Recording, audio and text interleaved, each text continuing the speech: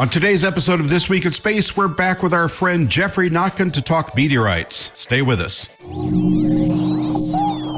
Podcasts you love. From people you trust. This is TWiT. This is This Week in Space, episode number 69, recorded on July 7th, 2023, A Meteorite in My Attic. This episode of This Week in Space is brought to you by Bitwarden. Get the password manager that offers a robust and cost-effective solution that drastically increases your chances of staying safe online. Get started with a free trial of a Teams or Enterprise plan, or get started for free across all devices as an individual user at bitwarden.com/twit. Hello and welcome to another episode of This Week in Space, the Tossing Rocks from the Orbital Overpass edition. I'm Pyle, Editor-in-Chief of Ad Magazine, and I'm here with the iconical Tariq Malik, Editor-in-Chief at space.com. How are you today, sir? I'm doing well, Rod. It's Friday, which means I get to talk to you. So it's the best day of the week. That's a privilege. Joining us today, however, is a bigger privilege. Geoffrey Notkin, who's, among many other achievements, starred in 3 seasons of Meteorite Men for Discovery Network's, 2 seasons of STEM journals, for which he received 2 Emmy Awards as compared to my 0. He has appeared in shows for Nat Geo, History Channel, Travel Channel, TLC, PBS, A&E, NASA, and the BBC. He's an author, world traveler, TEDx speaker, Edinburgh Fringe Festival performer, and is the former CEO of Aerolite Meteorites Incorporated. How are you today, sir? Well, I'm splendid. Thank you, Rod and Tariq. Thanks for having me back. You know, I love the show, and I'm very excited about the special episode that we are doing today. It is special because you're here. And to make it extra special, I have a joke. Oh, best part of the week. Now, right. I could not really find anything suitable for meteorites. I'm going to count on Jeff for that. But I decided to query Copy AI today. And here's the joke it gave me. Meteorologists are trying to figure out what could make a comet come down to us as a meteor. Chirp, chirp, chirp. I don't even know what that means. Okay, how about this? There we go. Okay, wait, you'll love this one. A little asteroid walks into a bar and says, "I'd like a martini." The bartender says, "No problem. We have many different types of martinis. One is made with vodka, but you can use gin instead if you want." The asteroid says, "No thanks, I'm a teetotaler." What? I don't even, is that even a joke? Okay, what? Jeff, I know.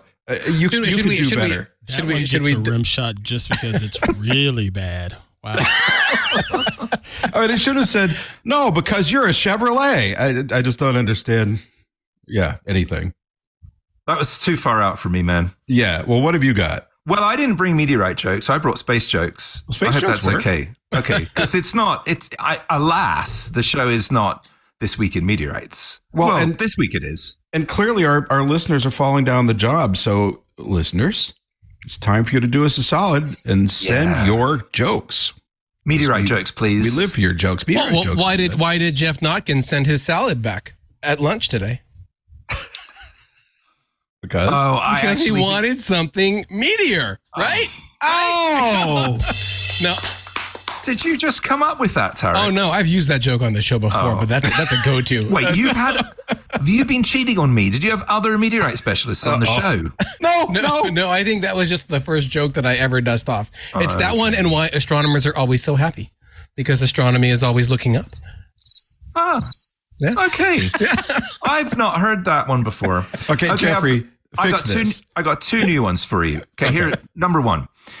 Why did the salty old spaceship deckhand say he'd be willing to work his passage to Mars, but only during the warmer months?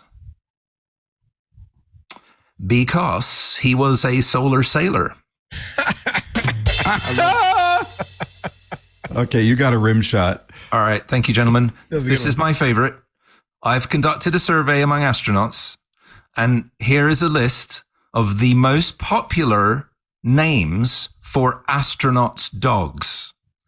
And they are Lunar Rover, Mars Rover, Sunspot, Mission Patches, Alan Shepard, Buzz Aldrin, And the most popular dog's name among astronauts and, in fact, flight controllers is Fido. Oh, That's a good one. now, Ant, that's an inside. No, that's a rim shot. That's an inside joke because there's a position in flight control called Fido. He wants to fight you on that. I'm like, I don't Flight know dynamics officer. Oh, okay. Dynamics. Oh, okay. Sorry, it's not a sports thing. Thank you. Thank you. Wow. Our harshest Double critic. rim shot. Wow. I think we better move on to some headlines here. Please. Why bother after the comedy? Have a whole really? show about space jokes. Let's just do that one day. So, Yes, Oh, we're please. going to. But we have to have Jeff on to do it because he's the only one that brings good ones. All right. Headline 1, farewell Ariane 5 from our friends at space.com, one of whom is here. yes. Swan song, huh? Yeah, that was it. If you never got a chance to see an Ariane 5 rocket launch, you are done. Because they are done after 27 years. Ariane Space, the French-based rocket launch company for Europe, wrapped up their last and 117th mission of the Ariane 5 rocket. They launched a pretty hefty satellite, the Heinrich Hertz Experimental Communication Satellite, and they launched it at Kourou. In French Guiana at the out of the European Space Agency's the European Space Agency's spaceport. It's just called spaceport, I believe. Somebody give this man some coffee. I think maybe that's the problem. I had too much. But kind of the end of an era for European launch programs, because this was kind of their big workhorse rocket. Now they did have the smaller Vega C launcher. Now that's been had its kind of ups and downs because of some recent failures. The Ariane 5 rocket had one failure in in 1996, and then aside from that, it had a 96% success rate over that period of time. And one of my favorite missions to launch on Ariane 5 just actually launched recently. That was the James Webb Space Telescope, but it also launched the European ATV, the automated transfer spacecraft, which is about as close to an X-wing as we were going to get until the Orion spacecraft started flying with their X solar arrays, and it's just kind of the end of a period and a transition now, because there is a new rocket and it's called Ariane 6, and it's supposed to start flying sometime soon. They just rolled it out to the launch pad and fired to do some launch tests recently, and that'll be the next big thing. It's supposed to launch no later than late this year, late 2023, as we're recording this. But they're going to have a gap, and so Europe's going to use SpaceX and a few other launchers to fill that, because they can't use Russia anymore because of the pause in the rocket stuff from the Ukraine war fallout. Because they're naughty. All right, for this next one, I have to put on my special science glasses. From space.com, farthest black hole ever. That's right. And it will not surprise you. We were just talking about the Ariane 5 rocket that launched the James Webb Space Telescope. And this is actually a discovery from the James Webb Space Telescope. And I guess there's some qualifiers here that we have to say, because this week scientists announced that they have discovered the most distant active supermassive black hole that they've ever seen, called Sears 1019. That's not something that you can order from a catalog. It's actually CEERS, not Roebuck. And what they can see is that it looks like, oh, I got the crickets there. Wow. I'm not gonna ad lib anymore, Ant. But the black hole is located at the center of a galaxy. It's a supermassive black hole, and it's at the center of the galaxy CEERS 1019. And they think that the galaxy, that it formed less than 1 billion years after the Big Bang, so 570 million years after. So that would be, it's the furthest away, it's the most distant, it's the most ancient as well, and it's another clue as to how early in the universe's lifetime that these massive objects and the galaxies around them could actually form. And it weighs in at about 9 million solar masses, so it's 9 million times heftier than the sun, and usually that's we see them being billions of times more massive than the sun. So it's kind of a runt of the supermassive black hole litter there, but it's another benchmark, and we could possibly see this record be broken by James Webb, because we're just coming up on the 1 year anniversary of its science. So that's just 1 year, and it's found, this like super early monster black hole. All right. I love the comments on the Webb Space Telescope website, the site web page that says, "It's a bonanza. The universe is absolutely teeming with black holes." That sounds like Carl Sagan level enthusiasm there. Sure does. All right. For our last story, not content to have the most people on the planet in one country ever, India will soon be laying a claim to the moon with Chandrayaan-3 from space.com. That's right. This was kind of a sleeper that's been going on in the background, but India is getting ready for its next moon mission. Its second landing mission, and kind of a sequel, and something that'll be better than their first one, which was the Chandrayaan-2 mission. But the Chandrayaan-3 mission, which is going to send a lander and a rover to the south pole of the moon, or the south polar regions of the moon, is currently set to launch on July 14th as we're recording this, and it has a bit of like a week long or so window to get there, and if everything goes right, they will land on the moon around August 23rd, August 24th. So it takes them about 2-3 weeks to get there. And this is important for a couple of reasons. Number one, India, it shows their commitment to getting to the moon. They launched Chandrayaan-1, an orbiter that was largely credited for helping NASA confirm the existence of water on the surface of the moon in terms of like ice around the South Pole. Chandrayaan-2, they included a rover and a lander, but they failed to get to the surface. Like it didn't land when it tried to get there. And so this new mission, Chandrayaan-3, Chandrayaan-1, by the way, 2008, Chandrayaan-2 was in 2019. Chandrayaan-3 has kind of like a better twin to the rover and the lander that they sent on Chandrayaan-2. It has improved thrusters for landing, better solar panels for power generation, etc. And they're going to they think that they've solved the issues that led to the loss of control of the lander on the way down, and they're really eager to try to get this done. And they have, by the way, in the background, their own crewed program. I think you pronounce it Gaganyaan, of astronauts that they're training, that they would like to eventually also send to the moon, as well as orbit to do exploration. And so this just is like another arm to kind of show that they're making a lot of progress. And a lot needs to be said for India's space program, because while these missions seem like they're slow and far between, when they get there, they usually work for the most part. After they learn from the issues that might have the last one. Their Mars orbiter mission did very well for being their first mission to Mars, and on a shoestring budget compared to NASA's Maven spacecraft at the time. Very good. All right, we're going to be back in just a moment to talk to Geoffrey Notkin, our guest this week, as soon as we hear this short message from our friends at Bitwarden.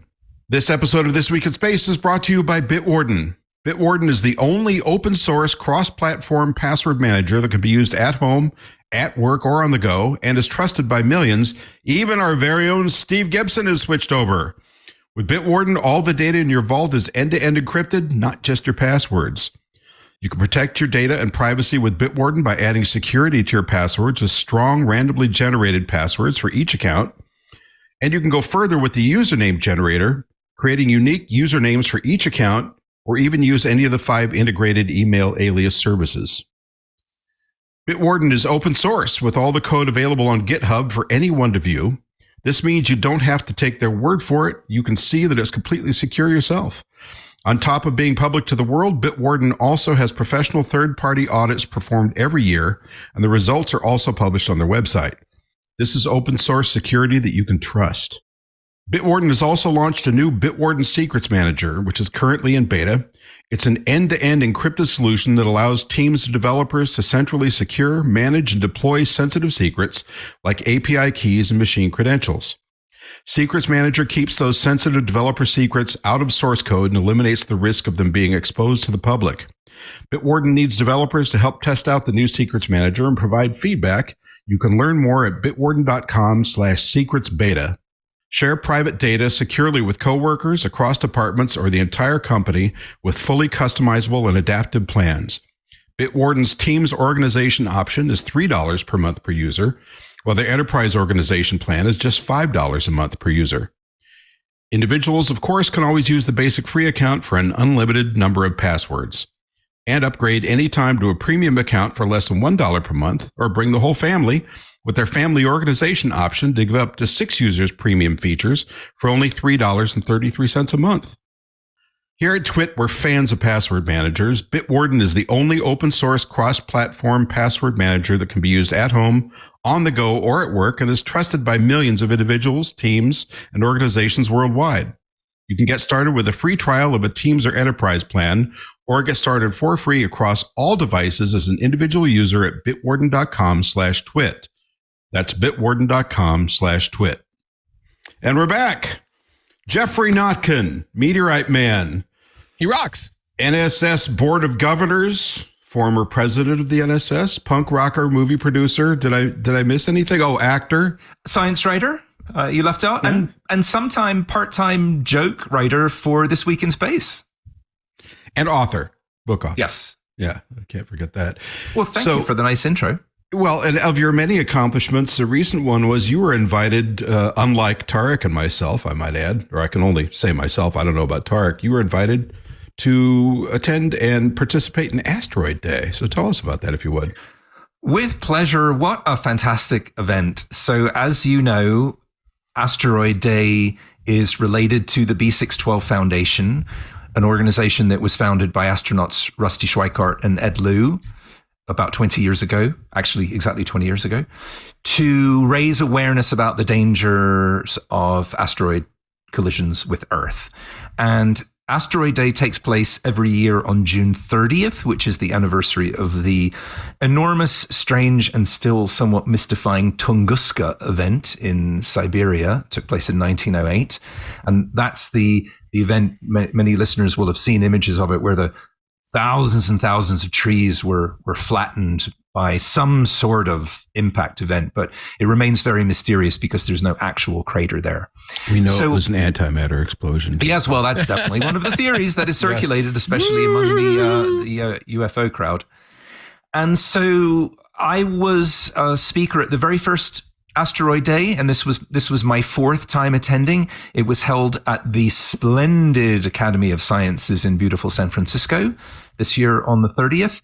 And in addition to marking the anniversary of the B612 Foundation, we unveiled a very special award, which is the new Schweickart Prize. And it is, of course, named after the great Rusty Schweickart, whom listeners will know as the first human ever to fly the lunar module during the Apollo 9 mission, and has had a fascinating life. He's worked with Jacques Cousteau, worked as a politician, was a very early voice for environmental concerns, and had a long career with NASA, and very experienced pilot.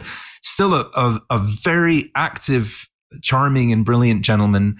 And so the prize was invented or conceived of in order to recognize people who have and will make outstanding contributions to the field of asteroid defense. And so the first one went to Rusty, and I'm very honored to have been one of the founding members of the Schweickart Prize. And it features, of course, a meteorite on top of a column, which I provided, of course, with the help of Aerolite Meteorites. And there was a really great moment there. We were in the press conference talking about the prize, and Rusty spoke, and several of his colleagues, Danica Remy, who is the head of Asteroid Day. And I looked around and I realized that I'm sitting in a room with 5 astronauts. So there was Rusty, of course, Ed Lu, who is the co-founder of B612 Foundation. I know he was a recent guest on the show. Jeffrey Hoffman, Anusha Ansari, and the mighty Franklin Diaz, who flew in space 7 times.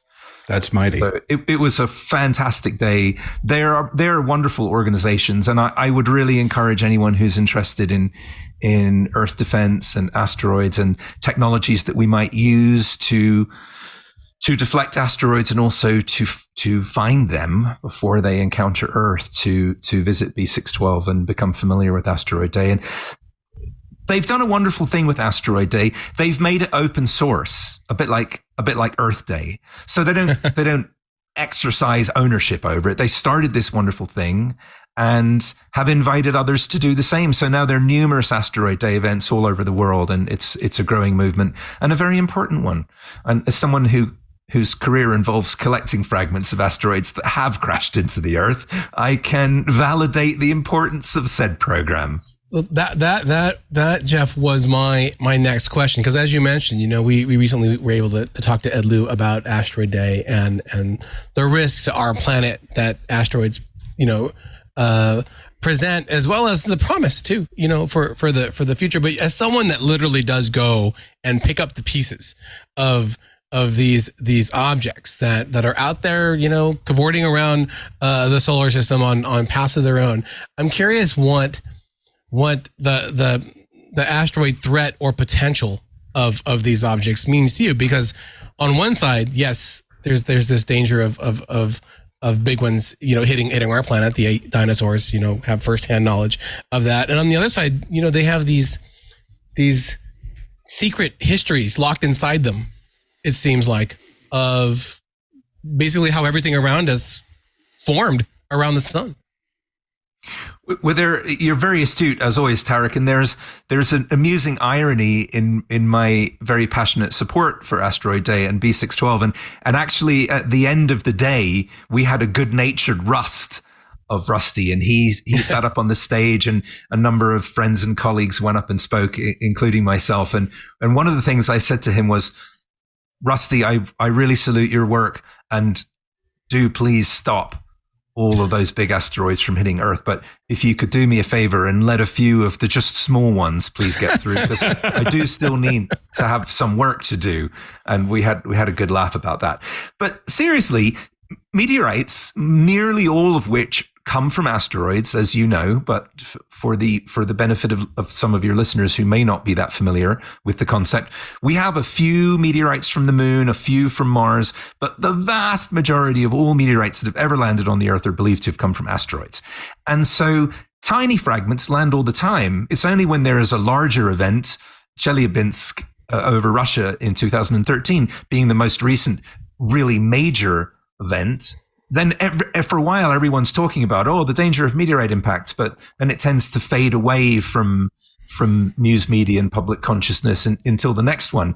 So organizations like the B612 Foundation work ongoing to develop more effective methods of protecting the Earth. But I didn't really answer your question. What it means to me is, I'm going to hold something up to the camera here. So here's a fragment of an iron meteorite, and this is from the famous Sokotelin fall in Russia in 1947, which formed about 101 craters. And this is a big, scary, twisted, sharp-looking piece of metal. It looks like it's almost identical to bomb case fragment. So having spent a lot of my time working in and around meteorite craters, I really get it. The devastation is immense. When you collect melted rock from the bottom of a meteorite crater that's millions of years old, you start to get a handle on the level of destruction that occurs when there is a large impact. And even to a smaller degree, the more minor meteorite events that have happened in our lifetimes or in recorded history, the Peekskill car, a few in New York in 1994, a few houses that have been hit, you see the fury of impact and the damage that is done by even a modest sized meteorite. So when we expand that to something of the size that, say, formed Meteor Crater in northern Arizona, then we really need to start paying attention. Yeah. So speaking of moderate sized meteorites, we recently had an extraterrestrial visitor in New Jersey, which is a fitting place for an extraterrestrial visitor to go, I think. Little meteorite fragment about 4 inches by 6 went through, I think the house looked like it was 2 stories, although they didn't say in the news accounts.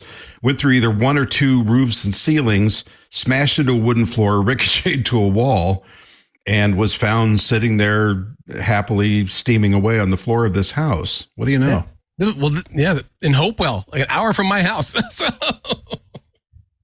Well, New York's had its famous Peekskill meteorite for many years, and New Jersey was envious, and so it wanted to have something hit as well. It's so similar to the famous 1950s Sylacauga, Alabama incident, where a meteorite went through a roof, ricocheted off a wall, but in that case, in that instance, hit an occupant.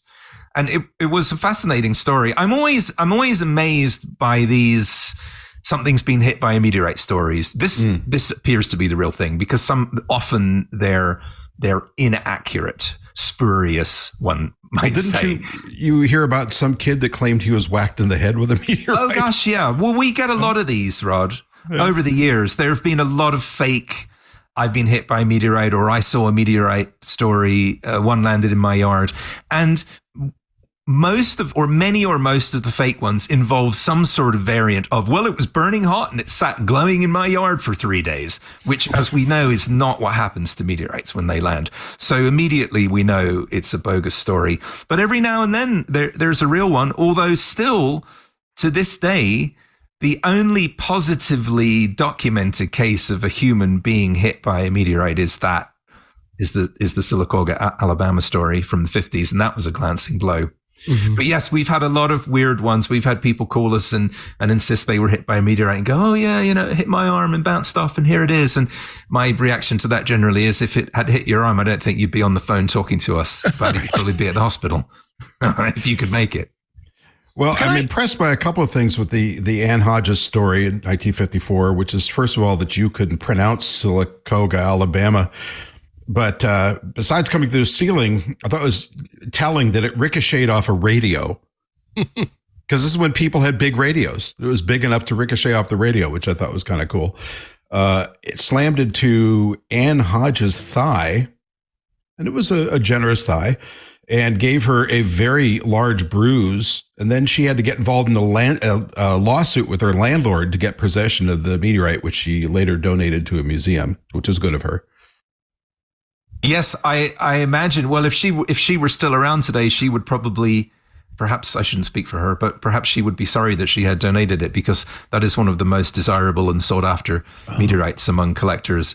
Because any meteorite that's hit a human-made object, and in this case a person, right, is for whatever reason particularly enticing for collectors. And Rod, you mentioned another really interesting point, and I've always been fascinated by this. So in current American law, a meteorite belongs to the person upon whose land it fell.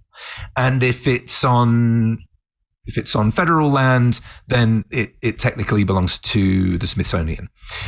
So if that were to happen today, I doubt there would be a lawsuit, because the owner of the property should have claim to it. And there have been quite a few disputes over meteorite ownership. There was a famous one 25 years ago in Monahans, Texas, when a meteorite almost hit 7 young men who were playing baseball outdoors. Wow. And my co-host, Steve Arnold, who was pre-Meteorite Men, but who would become my co-host in Meteorite Men, went down to the town and represented the families, represented their interests in a civil hearing, and won, because the meteorite had fallen on property that belonged to one of the boys' parents, and the city had tried to claim ownership of it. So that's there's a lot of precedent for that. But could you make the case? Could Anne, if it happened today, make the case that it hit my thigh before it hit the ground?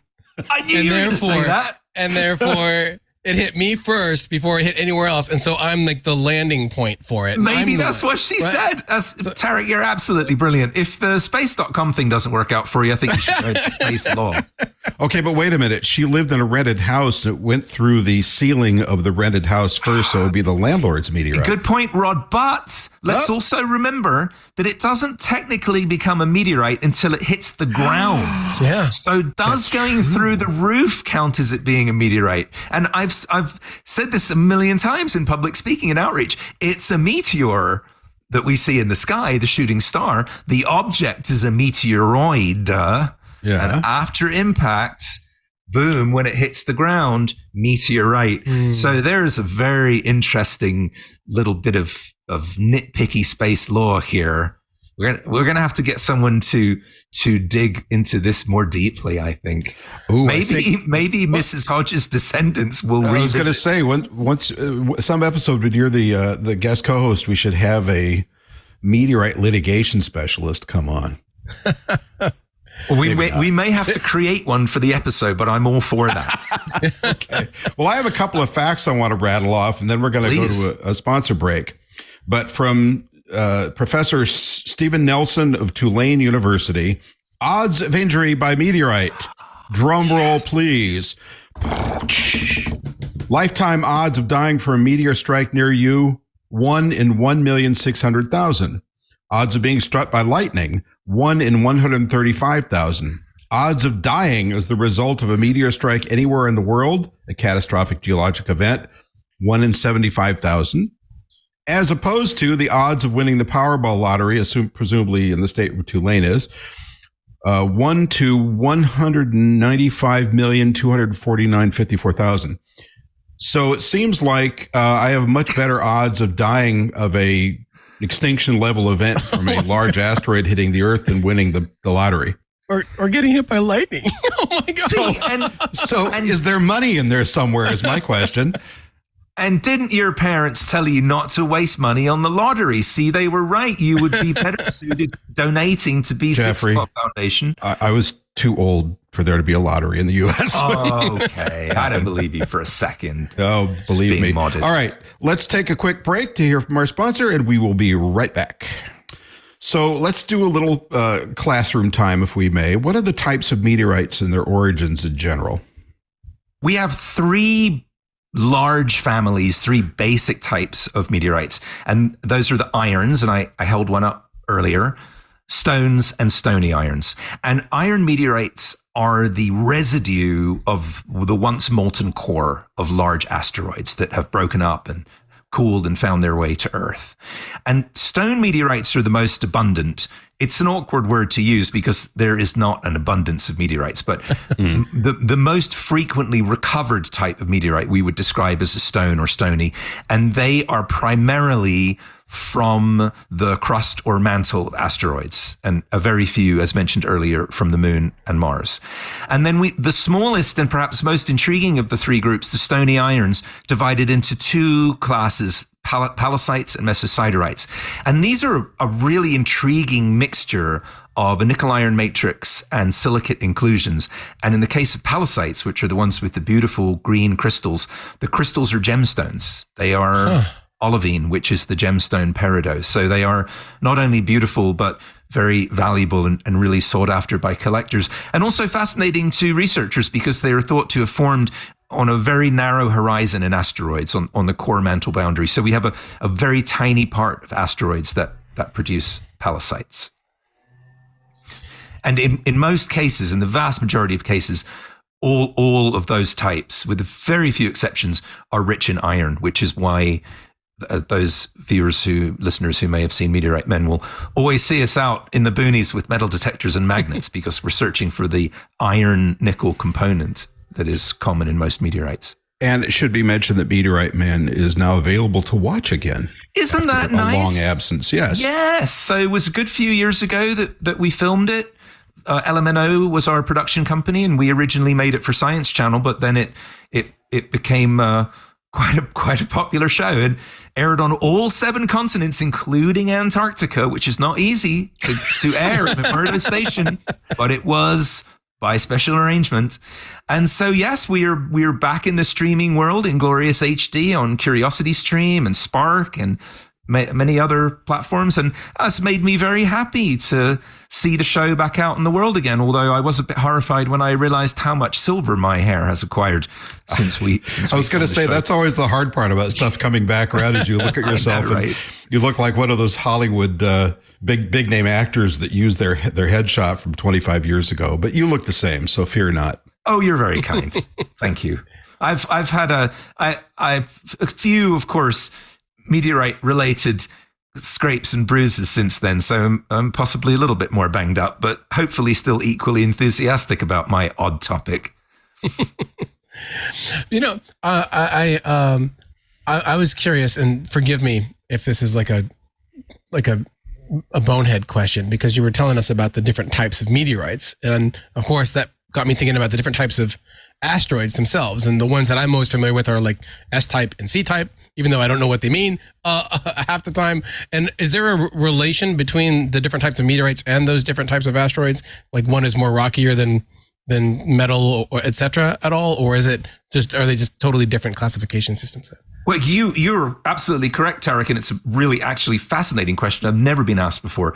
But yes, we do have different types of asteroids, and it's quite a complex topic, but a couple of the high points would be asteroids that we describe as being undifferentiated, meaning they didn't develop a molten core and they were not heavily altered by the action of water on the asteroid or other elements, produce meteorites that still have very distinct chondrules, the little tiny spheres that go back to the beginning of the solar system. So those are very interesting for researchers. And differentiated asteroids that did develop a molten core, typically, we would imagine, larger asteroids have a different makeup, perhaps a little bit more similar to the Earth in that they're active. And we've seen slick inside in meteorites. And I mentioned the pallasites that form at a certain horizon. So certain types of meteorites tell us that certain types of asteroids are active. Mm-hmm. But then also it gets more specific. And I'm a great fan of the OSIRIS-REx mission, and the PI on that. Dante Loretta is a longtime friend and colleague, and we actually did a STEM Journals episode about OSIRIS-REx when it was under construction. So the asteroid Bennu that was picked for the OSIRIS-REx mission was based to some degree on what we know about meteorites. They wanted to send this mission to an asteroid that may have been an origin source for carbonaceous chondrites, because that may give us unaltered carbon amino acids possibly, and other super interesting things from asteroids. And also, just very briefly, Vesta is one of the few asteroids we know to be an origin point for meteorites. So the HED group, the Howardite, Eucrite, Diogenite group of meteorites, which have little, if any, iron, they're some of the anomalous meteorites. All of them, all the HED meteorites that we have on Earth are thought to come from Vesta. And when you look at the photographs and you see that enormous craters on Vesta, you can go, well, that's where my meteorite comes from. Huh. That's pretty cool. I have a couple of burning questions I want to ask about weird meteorite stories. Were they burning hot when they landed? That's my next question too. So, but go ahead, Brad. But first, I don't want to forget to mention Avi Loeb, who we've talked about on the show before, famous, in some circles, infamous head of the astronomy department at Harvard University, who was the person that sort of first posited the theory that perhaps Oumuamua, which is that large asteroid that came slinging through the solar system a few years back, was of extraterrestrial, they're all extraterrestrial, was of interstellar origins. And he started Project Galileo, which is partly to observe and seek unidentified anomalous phenomena. I always have to remind myself now it's not just aerial, UAPs. But also part of that is that he raised some money to charter a ship to go off the coast of Papua New Guinea, where there was reportedly a breakup and impact in water of a meteorite that was thought to be of interstellar origins. And he apparently came up with some stuff. And I assume you saw that story and the little ball bearings that he managed to pick up that are kind of weird looking. But isn't that what metal would do if it was melted in a weightless vacuum? I'm so fascinated by all of this. I don't know how. I guess we're always a bit cautious when we start talking about things like this, and it immediately makes me think of the meteorite ALH 84001 that was found in Antarctica in 1984, and there were sensational news stories at the time because it seemed that there was like a little fossil worm or a bacteria that was found in it, and the definitive decision's still not being made. There are those for and those against, and that's a different story. But those of us that are passionate about the science world, we're always a little bit cautious when it comes to, well, this could be evidence of alien something, because it's easy to get lumped together with people who maybe have more extreme theories. But first of all, I really take my hat off to him for finding anything underwater. Yes. And I'd say the most frequent question I'm asked when I'm speaking in public is, have you ever found a meteorite underwater? I don't know why this is such a popular topic, but statistically, when you think about it, most meteorites land in the ocean. Mm-hmm. And I've always thought there was a possibility of recovering meteorites under certain circumstances. But as mentioned earlier, meteorites are rich in iron and oceans are rich in salt water. So not an ideal environment in many cases. I really look forward to reading more about this story. I'm both skeptical and intrigued. What do you gents think? Well, I mean, if something could, I don't know how you do it, but if something, let's say there was a serial number stamped on one of those ball bearings in Klingon, that suddenly gets very, very, very interesting. And of course, then, you've got to run it past all the doubters in the science community. But I think it's a fascinating story. I think more than anything, though, I take my hat off to this guy who is in a very important major position in science in the United States, who's been willing to skate way out into the thin ice. I mean, the thinnest of ice, talking about what he does. And he's very clear about it. He says, look, let's just keep an open mind. And he's gotten a lot of pushback for it. And I also hats off to Harvard University for not trying to rein him in when he talks about these things, because a lot of universities would. Well, and Rod, it was in the 1800s, any scientist who said meteorites were rocks that fell from space would have been branded a lunatic. And it wasn't until the L'Aigle meteorite fall in the 19th century in France, when so many meteorites fell during the daytime over an agricultural area where people were working, that it was impossible to deny any longer. It was in large part a religious dictum, that the view of the church was, well, God created heaven and heaven is perfect, so we can't possibly have debris falling out of heaven. That would imply an imperfection in the great creator. But there comes an event that's so definitive. And by the way, I have had the opportunity to see some of those original stones that were collected in the 1800s at the Natural History Museum in London, with their perfect black fusion crust and their beautiful handwritten labels by Biot, the famous French scientist who went to the site. So it's not that long ago that something we now take to be a given was also regarded as completely far-fetched. I will make a caveat, and I will give Professor Loeb the benefit of the doubt here, because I've been misquoted a million times. But in the articles that I've read, I think every one of them has said they're investigating a meteor that landed in the waters off Papua New Guinea in 2014. And I would hope that Harvard knows the difference between a meteor and a meteorite, but that's probably the press. I always get a bit worried, though, when someone says, we found a meteor, because no, you didn't. We're up in the sky. I wanted to ask, you raise a really good point. If I remember correctly, ALH, that meteorite was a Mars meteorite, was it not? The one that NASA trumped up and was like, hey, look what we found, and they had a big press conference. They didn't trump it up. It's a rock they found. Well, the White House public relations staff that pushed the agenda forward. Oh my God. Oh, all right. Hold on. Excuse me. Did you just fall off your chair again? I did. Hold on. Oh my God. Jeff, don't wait for him. This could take all day. He's falling off his chair with excitement. So yes, Tariq, you are absolutely correct. And we should say that ALH stands for Allen Hills. So it was a meteorite that was found during one of the Antarctic search for meteorite expeditions, an early one in 1984. And ALH 84001 means it was the first meteorite found on the 1984 expedition. And you're absolutely correct. It is a Martian meteorite. And imagine how thrilled they must have been. Well, first of all, we found a meteorite. It's a Martian meteorite, and it's that a fossilized worm in it.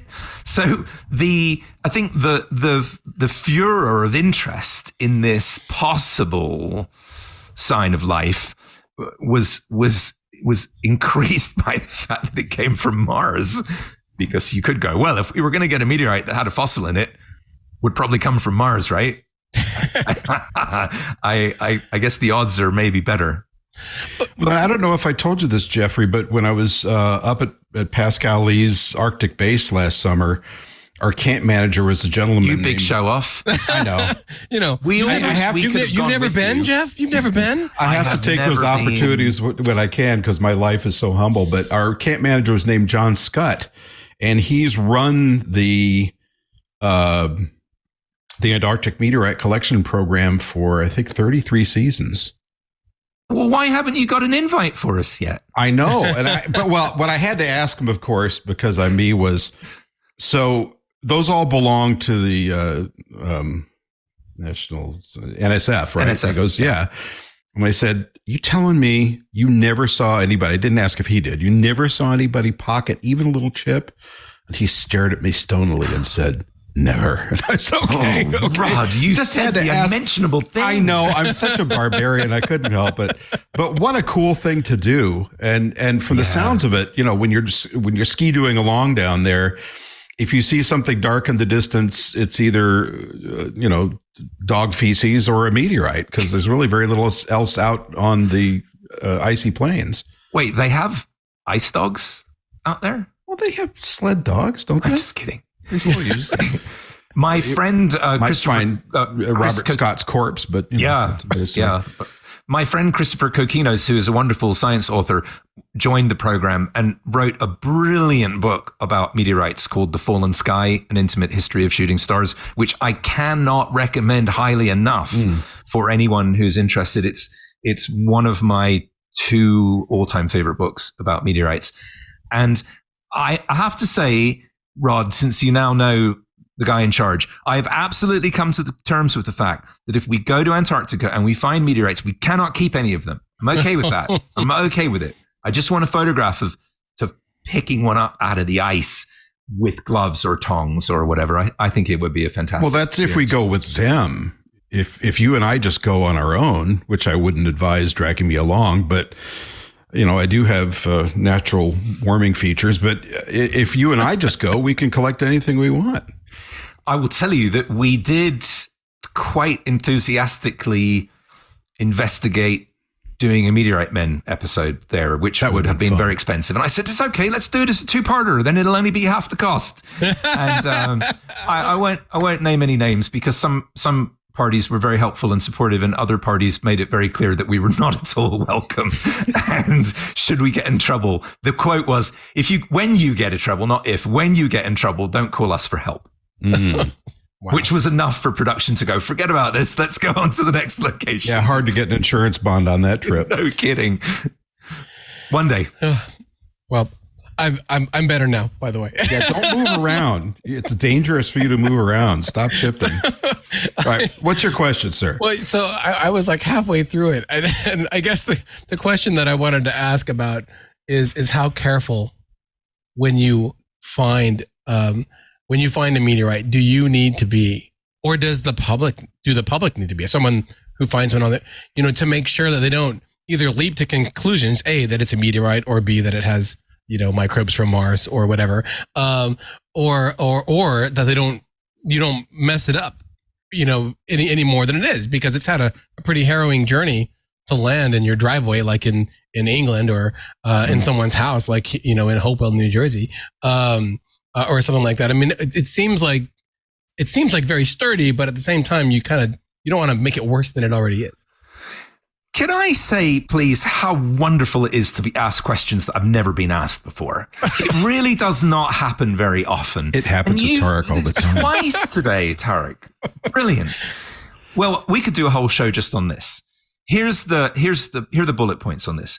If we were at a site looking for ancient meteorites that have been on the ground for hundreds or thousands of years, we wouldn't be overly concerned.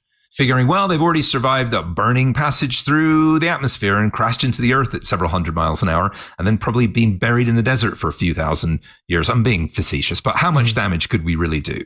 So we do, of course, exercise care, and sometimes we want to know how deeply buried the meteorite was. We worked with NASA one time in Kansas at a site, and they wanted to remove a meteorite with the soil still attached so they could do very accurate dating on the find, which was fascinating. So yes, a reasonable amount of care, perhaps similar to if we were doing a paleontological excavation. If it's a recently fallen meteorite, very recently fallen, say we are following a fireball, as was the case with the Waco fireball in 2009, which became the Ash Creek meteorite. It's very important to recover it quickly and carefully, and the sooner the better, because this material that became a meteorite has been in splendid isolation in space for millions or perhaps billions of years, pretty close to absolute zero. And then suddenly it lands on this, what's this planet with all this rain and moisture and animals walking around and farm equipment? Holy cow, what's this fertilizer that I fell in? So we've got delicate fusion crusts, carbonaceous chondrites, as mentioned, may have amino acids. And so the more quickly they are collected and delivered to our colleagues in academia for study, the better. And so, yes, there's a time element and also care. And at that instance, the Ash Creek fireball and the Buzzard Coulee fireball, which fell in Canada in the late fall of 2008, both of which I got to relatively soon after the fall, particularly Ash Creek and Park Forest, which we should mention. All examples of all of three of these, by the way, are in my upcoming meteorite auction, which I know we're going to talk about in a minute. But that just occurred to me. In each of these instances, we were able to recover meteorites either very quickly after they fell, within a few days, or in the case of Buzzard Coulee, it fell and was immediately covered by snow and was frozen for several months. And we got there just when it was thawing. So the meteorites we covered were reasonably close to pristine. And this is very appealing to researchers to get something like this. So we're super excited to get to the fall site. Are we going to find anything? How quickly can we find a meteorite after it's landed?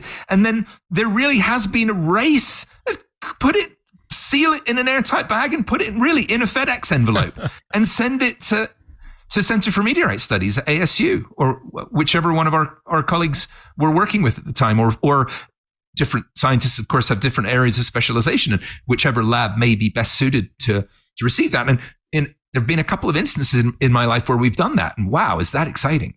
And so, you said earlier that if you get there, like if it falls on your house, or if you get there right after it fell, it's not gonna be hot. How come it's not hot? Right? It just burned up through the atmosphere. Yes. Here's another one of the fascinating seeming anomalies or contradictions of meteorites.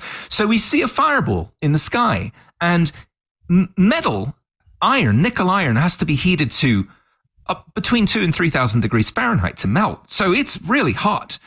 But then as the incoming mass that we call a meteoroid gets closer to the surface of the Earth, it compresses the air ahead of it and it slows down.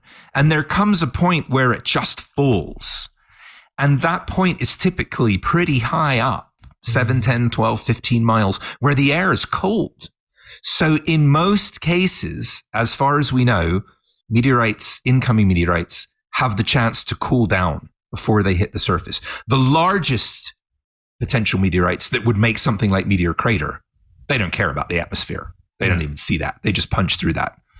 But yes, modest-sized meteorites that don't make a crater, according to the majority of reports we have, which are not that many, when someone's seen a meteorite fall and they immediately go up and touch it, which I probably wouldn't do for multiple reasons, it's either cold or slightly warm to the touch, are the reports that we've had. Wow. Yeah, and haven't there actually been reports of some that generated frost after they arrived? Yeah. Yes, a couple. Which is kind of counterintuitive, especially if you watch The War of the Worlds as a child. So, which I did multiple times. Oh, yeah. A funky meteorite, but cool movie. So I can't let you go without hearing about your weirdest meteorite find story and your scariest meteorite hunting story, because I know you've got lots of both. I do. Oh, this is fun. I'd say my weirdest story was in Park Forest, a suburb of Chicago, in 2003. I had been all over the world before and after.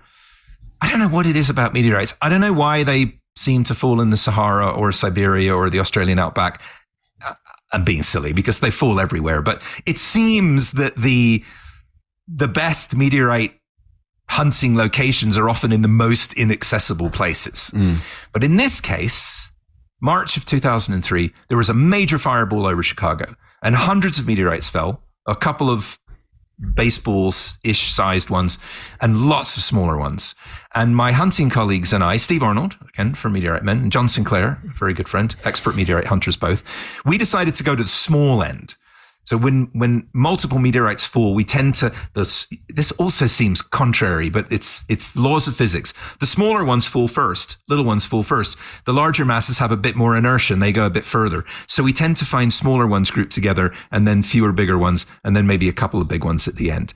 And we were at the small end of the strewn field. And I found 2 in parking lots in the suburbs of Chicago, one in the parking lot of an attorney's office, which I'm pleased to say was the genesis of space law, and another one in the forecourt of a bank. And that's the only time in my life that's happened. The scariest would definitely be when I was hunting again with Steve, who's been my hunting partner for many years, in Kansas, at a site where we had found large meteorites before, the Brenham, Kansas site where we filmed part of the pilot of Meteorite Men, where we'd found some enormous palisite meteorites. And we were dragging a very large metal detector coil over the ground, and we got a whopping target.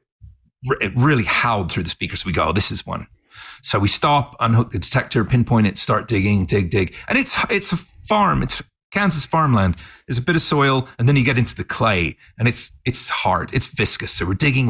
And you know how you get in the bottom of a hole and you dig, and then you get out and you get in and do this. So we're doing this, and fortunately we're both out of the hole when the entire bottom of the hole collapsed into a void. Wow. And there was this sigh like, and I thought, oh, we've accidentally uncovered the entrance to the underworld. The mummy's curse, right? And I just ran. I ran so fast. And Steve was standing there laughing with his shovel. And he goes, man, I did not know you could move that fast. I went over a little hill and I cowered there expecting something like the Mole Man and his minions to come out of this thing with laser guns and everything. And we'd uncovered an uncapped oil well. Wow. And it was the metal of the side of the pipes that went down to the well that we had found. And ever since that day, I never stand in the bottom of a hole when I'm digging. Well, and let me just point out, because you and I talked about this a little yesterday, when I thought of drill bore, I thought maybe a hole 5 inches diameter, but apparently that's wrong. It's much bigger, right? It was, yes. Oh, sorry. I was spacing out for a minute there. I was just thinking, I was remembering peering down into that void and wondering what monster waited me down there. It was much bigger than I expected to, Rod, yes.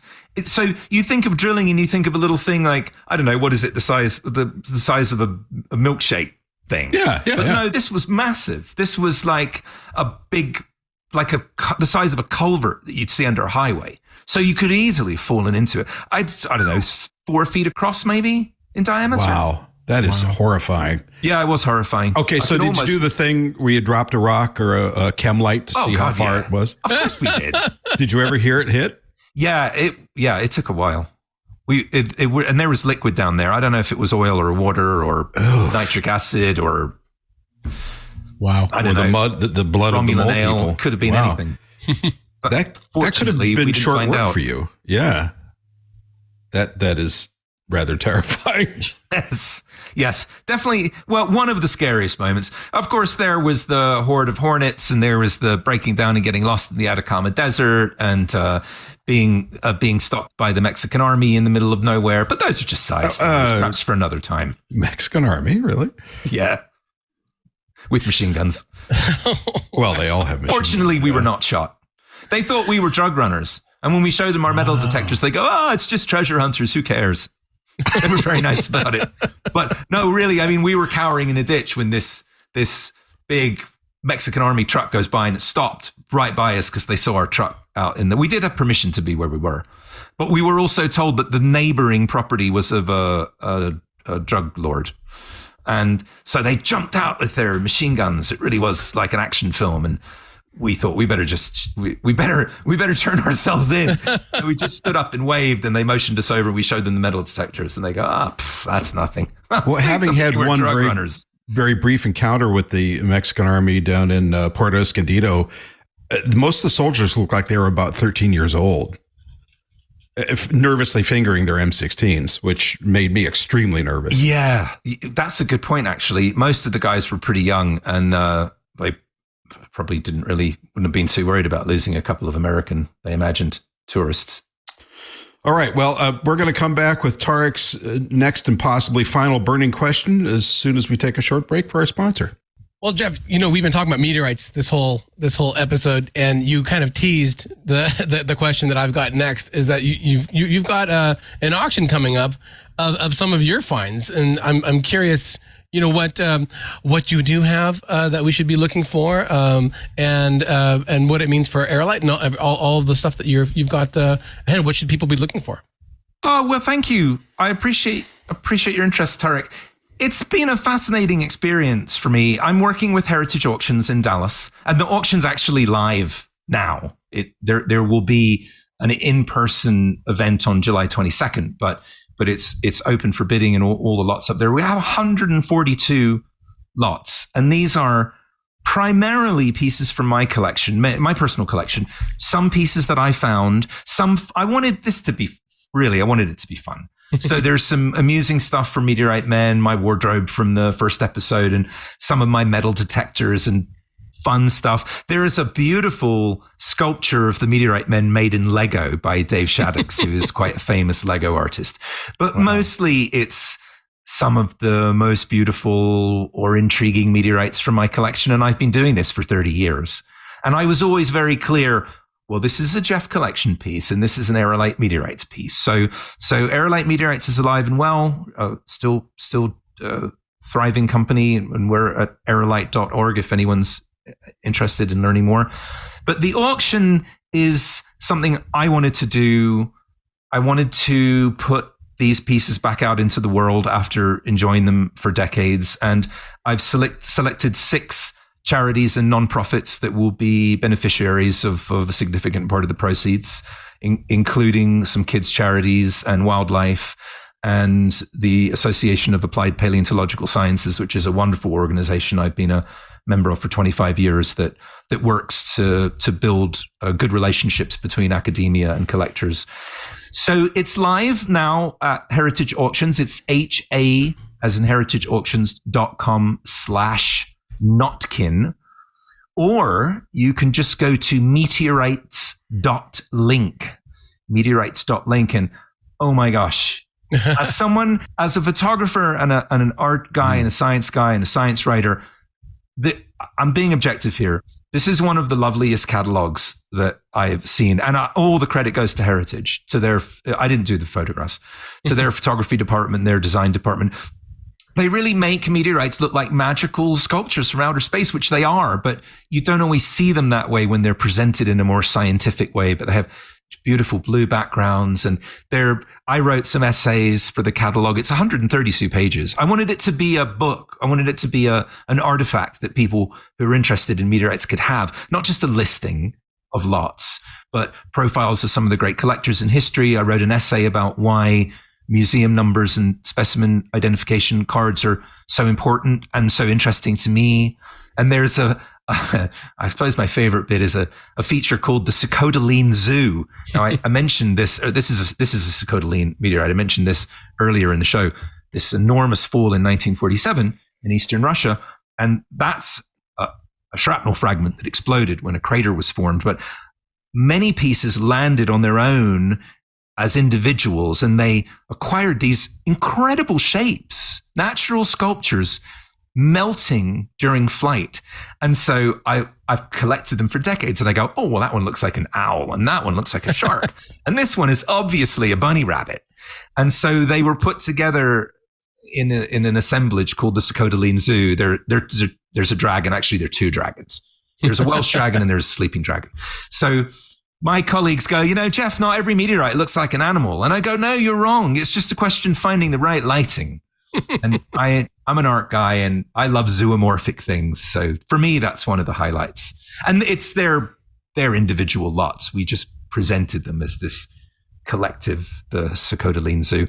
And I also just mentioned there's a marvelous article that just came out yesterday on intelligentcollector.com, which is a marvelous online publication. And they did an interview with me, but mostly asked me to write about some of my favorite pieces and why. And so anyone who's interested, if you go to intelligentcollector.com, it's right on the front page. And I wrote a piece about how I fell in love with a real vintage old tech metal detector that shouldn't work for finding meteorites, but was one of the best things ever and is actually one of the lots in the auction. I don't know how I decided to part with that, but there you go.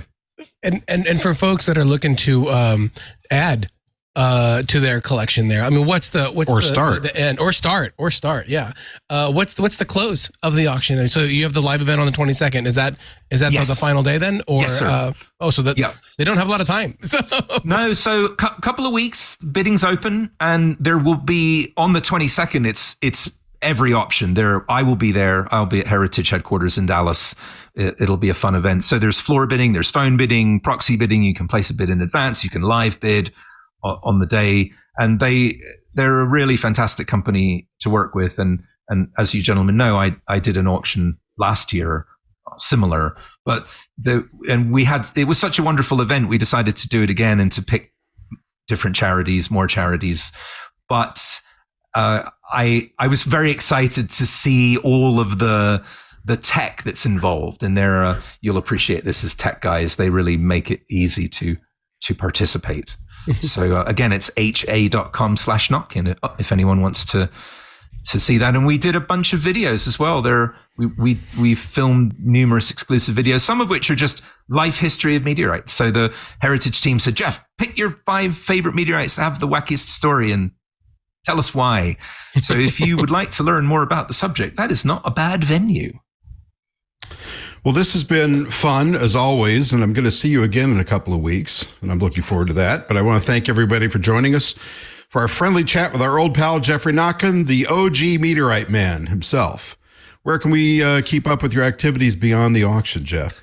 Well, I am very active on social media. I am at Geoff Notkin, GeoffNotkin, on just about everything. And as Rod noted earlier, I am the founder and partner in Aerolite Meteorites. We are aerolite.org. And if you want to learn more about a wacky show in which 2 crazy rockheads travel all over the world looking for rocks that have allegedly fallen from heaven, check out meteoritemen.com or curiosity.stream or any other of multiple platforms where Meteorite Men lives again. And we're very happy about that. Tariq, same question for you, sir. yes, well, I'm at space.com, space.com as always. And then of course, if I'm feeling Twitter-tastic, I'm at Tariq J Malik on Twitter. And that's about it for me though. That's where you'll find me, except it's the weekend and I don't have any launches to worry about for the most part. So I'm pretty excited about that. I'm still choking on Twitter-tastic, but all right. And you can always find me at pylebooks.com and at astromagazine.com. Please don't forget to drop us a line at twit.tv. That's TWIS at twit.tv. We always welcome your comments, suggestions, and ideas, especially the nice ones. And jokes. Don't forget the jokes. Meteorite jokes this time, please. Please. And don't forget to check out space.com. The website's in the name, and the National Space Society at nss.org. Both are good places to satisfy your spaceflight cravings after you listen to this podcast, not before. New episodes of this podcast published every Friday on your favorite podcatcher, so be sure to subscribe, tell your friends, and give us reviews. We love all reviews, 5 stars, thumbs up, big smooch, whatever you got. Or you could head to our website at twit.tv/twists. Don't forget, you can get all the great programming on the TWiT network ad-free on Club TWiT, as well as some extras, but they're a secret until you get there, for only $7 a month. And you can follow the TWiT Tech Podcast Network at TWiT on Twitter and on Facebook, and twit.tv on Instagram. Thank you all, and we'll see you next week. Hey there, Scott Wilkinson here. In case you hadn't heard, Home Theater Geeks is back. Each week, I bring you the latest audio-video news, tips and tricks to get the most out of your AV system, product reviews, and more. You can enjoy Home Theater Geeks only if you're a member of Club TWiT, which costs $7 a month, or you can subscribe to Home Theater Geeks by itself for only $2.99 a month. I hope you'll join me for a weekly dose of Home Theater Geekitude.